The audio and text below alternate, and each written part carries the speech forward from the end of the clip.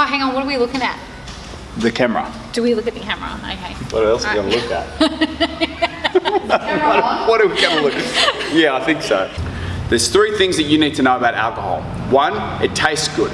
2, other people look better when you drink it.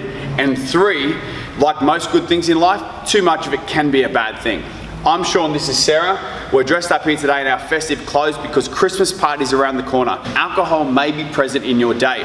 We want to help you understand it better and figure out how much you can fit in without blowing your calorie budget. Now, when it comes to alcohol, if you're drinking in a controlled manner, it's really not a big deal. It's not until you exceed the certain amount in a day that it's going to become a problem for you. And we've got problems in the way of performance, calories, and many other things. Now, firstly, this has been studied a lot, and in some situations, a little bit of alcohol really isn't a problem.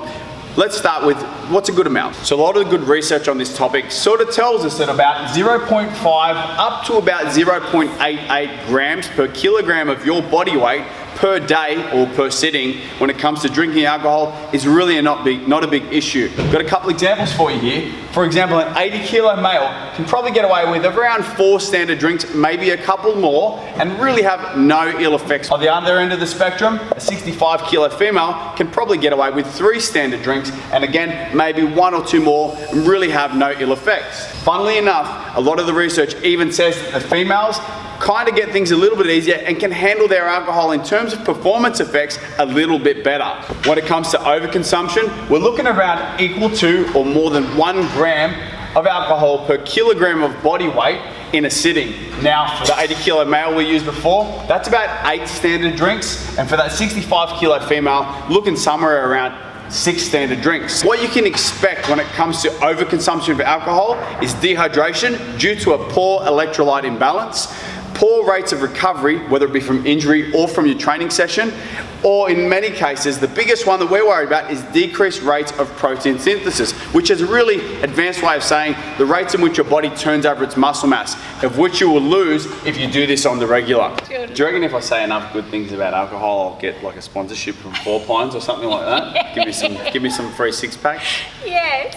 All right, when it comes to what does a standard drink look like?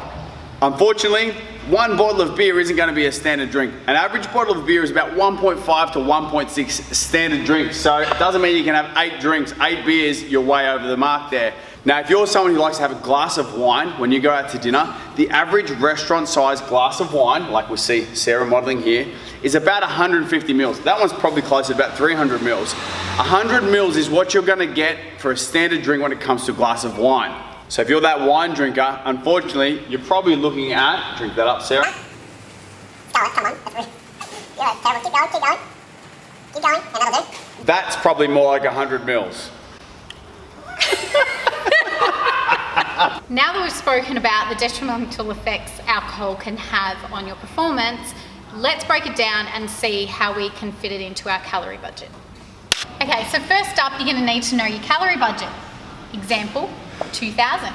If you're simply tracking your calories, that's easy. So you will subtract your calories from your daily total. So the example we have here is if your daily total of calories is 2,000, I'm going to have 2 beers, which is about 300 calories. I'm going to subtract that from my 2,000 and I have 1,700 calories left.